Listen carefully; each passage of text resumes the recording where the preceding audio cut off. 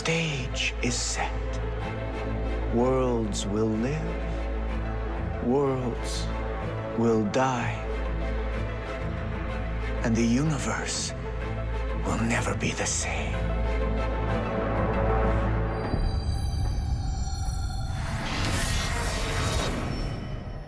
Hey everybody, it's Charlie. We have to freak out about Crisis on Infinite Earths. So there's so many Easter eggs to talk about from the episode, but that post-credit scene is probably what most people are going to be talking about all through next spring and next summer, because they just confirm what they're doing for next year's crossover, and they are going big. So don't worry, we'll spend a lot of this video talking about that. There's a new round of that Flash Ring giveaway. All you have to do to enter is be a subscriber and leave a comment on the video. Starting with number 10, Deegan intro narration. They do that funny thing where somebody else gets to do the intro, but Deegan uses the Book of Destiny to create a very Injustice Gods Among Us universe where he's Superman. And if you've ever read any of the Injustice comics or you played any of the games, everybody views him in the same way that they view Injustice Superman. They even use Killer Frost to make fun of him when she's talking to Alex later in the episode. Like, we're all here to just prop his ego up.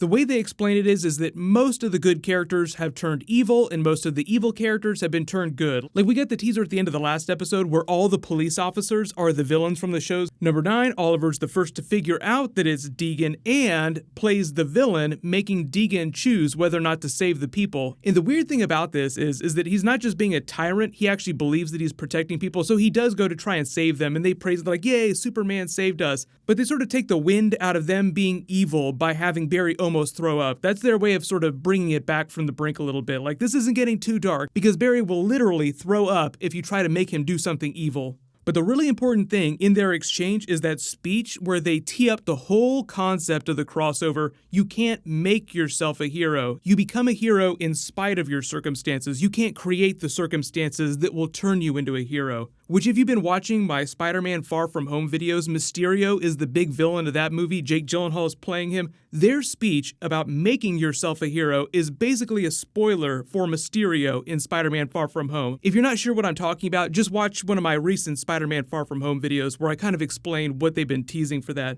But number 8, we go back to Star Labs, and we see it's basically the Sons of Batman from the nightmare vision in Batman v Superman brought to light. So this is more Batman v Superman Easter eggs. They had a brief one in last night's episode with John Wesley Shipp where he was reaching through the portal trying to talk to them just like the Flash was during Batman v Superman. They make a joke about Earth 2 Cisco being a bit of an asshole. He's talking about Reverb, the ponytail version of Cisco that was killed by Zoom a long time ago. 7, the Monitor takes them to his observatory. If you don't know where this is, the Monitor's space encircles the entire DC multiverse. It exists in the layer of reality between where the New Gods live, Apocalypse and New Genesis. So you're talking about Darkseid, you're talking about Highfather, Orion, Mr. Miracle, and on the outer edge is the Source Wall. So the Monitors are kind of like the Watchers of the DC Universe. That's why they live on the outer edge of the multiverse, so that they can observe everything that's happening in every single reality. There was also a joke later in the episode about Superman running into beings that could rewrite reality. You're talking about characters like Mr. Mxyzptlk, I think I'm pronouncing that right,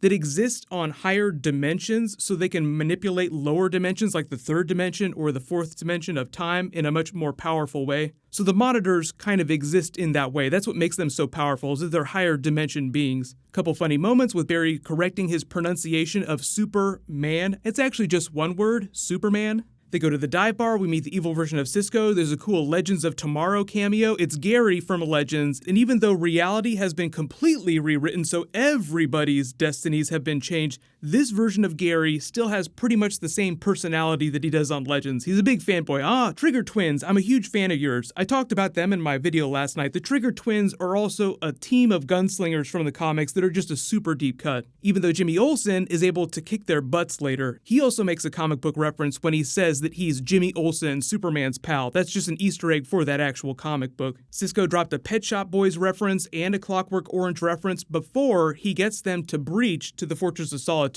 So number 6, Barry, Cisco, and Oliver in the fortress on Earth 38. If you didn't see it, they were posting funny behind-the-scenes pictures. I imagine that this is what Superman and Lois Lane were doing before they showed up. They make a whole bunch of references. They show the special hammer. I'm not sure which comic book hammer this is from the DC Universe, but it does give them the ability to disable people's powers within a small radius of area. So even though they use it against Deegan, it's not necessarily just a weapon to get rid of Deegan. It probably works on everybody with powers. But Cisco makes a joke about him having special objects in the fortress. Superman has all kinds of magical and weird things in the fortress, just like Batman has all kinds of trophies in the Batcave. Number 5, Superman versus Deegan Superman. There was a great Bizarro reference. Are you Bizarro? They fight each other, and there's rumors that they're trying to develop a Superman TV show with Tyler Hoechlin and this Lois Lane. Like, we found out that they're pregnant at the end of the episode. It sounds like if that show ever does get off the ground and ends up happening, it'll be a version of them being a family with young John Kent, Superboy, so it'll be more of a Superboy and Superman TV show, instead of being more like the next year on Smallville, like he had just embraced his destiny on Smallville. Like, imagine him just being a regular Superman for the next whatever many seasons. Them doing a version of John Kent Superboy would be way different, and actually sounds pretty interesting based on the twist that they introduced in those last 5 minutes of the episode. But we'll talk about that in a second. Now, all the Superman stuff is separate, but they're clearly trying to backdoor a Superman pilot in this. 4, Deegan's Superman goes full Man of Steel on Barry, getting ready to snap his neck just like Zod. They took a whole lot of shots at the DCEU in this. Number 3, though, Barry and Kara use the Christopher Reeve Superman ending to try and slow down time. The thing about this, too, is that it also becomes an Easter egg for the end of the comic book Crisis on Infinite Earths, where the Flash dies because he runs around the Monitor's weapon so fast that he turns into pure energy and seemingly, quote-unquote, dies. Even though really, Flashes don't die that way, they just become part of the Speed Force because their bodies turn into pure energy. But when Superman's talking about the vision that he had reading the Book of Destiny and seeing them dying, that was what he was witnessing, and it's an Easter egg for Crisis on Infinite Earths in the comics because that's when they killed off one of the versions of Supergirl. That's what this iconic pose is from, because she died during that big event. So obviously, because we know now that they tease Crisis is going to be the next big crossover, they're going to be laying in the Easter eggs real thick. But Brainiac 5, Martian Manhunter, and Lois Lane with the special hammer breach in from Earth-38. Thank you for including me this time. That was a great Brainiac line, and I'm so happy that they at least included a little bit of Martian Manhunter.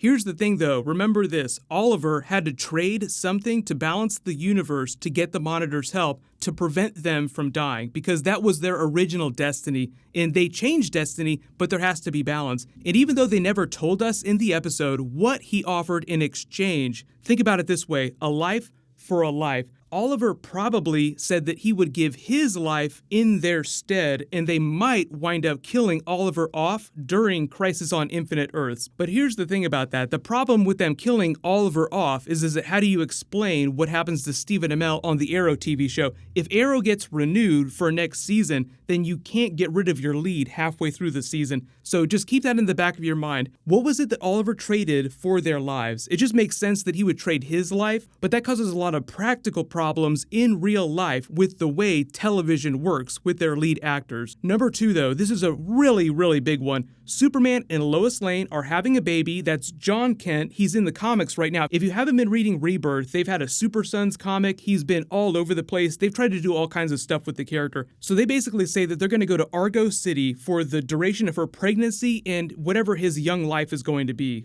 I think this is them gestating those characters until next year's crossover, or if they are able to get a pilot off the ground and they get a Superman TV show on the CW, then they'll bring them back when young Jonathan Kent Superboy is old enough to actually be a character on that TV show. So their show would basically be them, a married couple, raising their young Superboy, however old you want to make him. But they also have the scene from Superman 2 where Superman proposes to Lois Lane by crushing the diamond and giving it to her. And because next year's crossover is going to be more than 9 months, she will have already had that Superboy baby, so maybe we'll get to see that too during next year's Crisis crossover. Number one, though, we gotta talk about this Crisis teaser at the end. So they have beers, just like they did at the end of the previous crossover. I think it was 2 years ago. They haven't done it every single year, but sometimes during the crossovers, they'll end it with Oliver and Barry just having beers with each other. They get the call from Batwoman that Deegan, who is now an inmate at Arkham and actually looks like comic book Dr. Destiny, that's why his face was all messed up at the end, because that's what comic book Dr. Destiny looks like. He's made friends with Psycho Pirate, and Psycho Pirate recites the tagline from Crisis on Infinite Earths: "Worlds will live, worlds will die, and the universe will never be the same." That's from the one-page ad that DC ran when they were getting ready to start Crisis on Infinite Earths. And you get that wonderful-looking Crisis logo coming 2019, which means, fall 2019, next year's crossover. Now, the reason it says fall 2019 actually makes me wonder, because technically right now, we're in the winter. This is the holiday season when crossovers happen. So what they might do next year across all the shows is do like a season-long Crisis crossover, or at least maybe like half a season,